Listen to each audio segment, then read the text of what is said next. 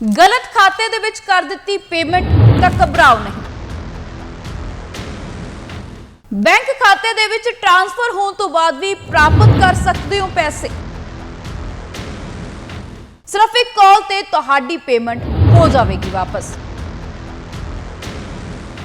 सत श्री अकाल, मैं हाँ तुहाडे नाल जसप्रीत ते अजकल ऑनलाइन ट्रांजैक्शन सिस्टम की काफ़ी वरतों हो रही है, पर अक्सर असीं वेखदे हां कि इस ऑनलाइन सिस्टम दे राहीं कई बार पेमेंट फस जाती है या कई बार किसी गलत अकाउंट दे विच पेमेंट पै जाती है। पर अजिहे दे विच तुहानूं घबराउण दी लोड़ नहीं है, तुहानूं सिर्फ एक नंबर ते कॉल करना पैना जिस नाल कि तुहाडी पेमेंट वापस आ जाएगी। पर वो किंज, आओ दसदे हां।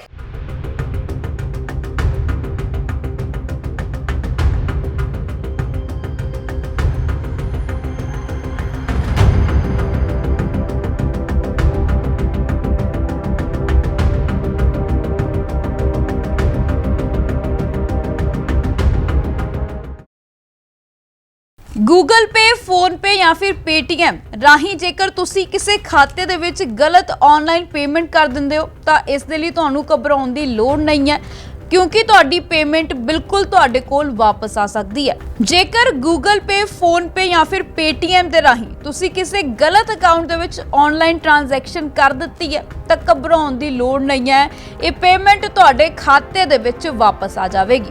दरअसल पिछले कुछ सालों दे विच भारत दे विच डिजिटल भुगतान का जिहड़ा रुझान है काफ़ी वध चुक्या। अजिहा इसलिए भी है क्योंकि बैंक खाते तो दूजे बैंक खाते दे विच पैसे ट्रांसफर करना बहुत ही आसान है। डिजिटल पेमेंट दे नाल लोकां दे बैंक दे चक्कर भी घट गए ने। इस कारण हुण छोटे दुकानदारां तो लैके वड्डे व्यापारी हर एक चीज़ दे लई डिजिटल पेमेंट की वरतों कर रहे हैं। पर अजिहे विच कई बार पेमेंट फस भी जाती है या फिर किसी गलत जगह ते भी पेमेंट जो कि पहुंच जाती है।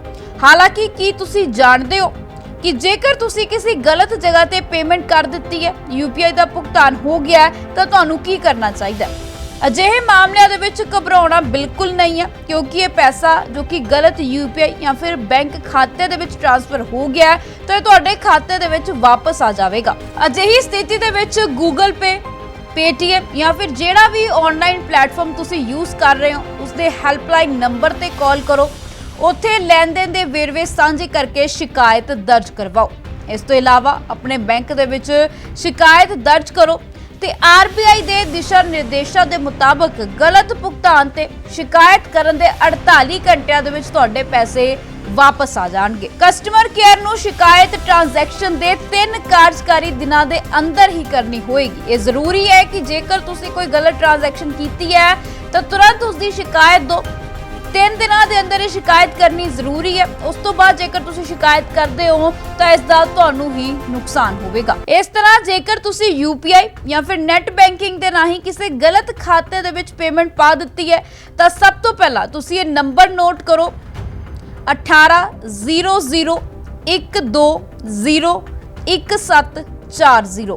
इस नंबर ते कॉल करके तुसी शिकायत दर्ज करवाओ। इस तो बाद अपने बैंक खाते दे विच जाके सारी जानकारी दे के फार्म भरो। जेकर तुहाडा बैंक तुहाडी मदद करन तो इनकार करदा है तां तुसी बैंकिंग ओमबड्समैन नूं शिकायत कर सकदे हो। इस दे लई तुसी bankingombuddsman.rbi.org.in ते जाके शिकायत कर सकते हो। इस तो इलावा लैन देन के संदेश नूं फोन तो डिलीट ना करो, क्योंकि इस दे विच PPBL नंबर हुंदा जो कि शिकायत के समय जरूरी है। तो इस तो इलावा तुसी नैशनल पेमेंट कॉरपोरेशन NPCI की वैबसाइट ते जाके गलत भुगतान की शिकायत कर सकते हो। ये भारतीय रिजर्व बैंक के वल्लों बनाई गई एक संस्था है जो कि यूपीआई सेवा प्रदान करती है। तो ऑनलाइन भुगतान करने तो पहला हमेशा जांच करो कि तुसी जिस खाते या फिर यूपीआई ते पैसे ट्रांसफर कर रहे हो कि वो सही है या नहीं। पर जेकर फिर भी तुहाडे तो कोई गलत ट्रांजैक्शन हो जाता है तो तुसी इस नंबर ते कॉल कर सकते हो, नहीं तो तुहानूं जेहड़ियां साइट्स दस्सियां ने तुसी इन्हां साइट्स ते भी जाके अपनी शिकायत दर्ज करवा सकते हो।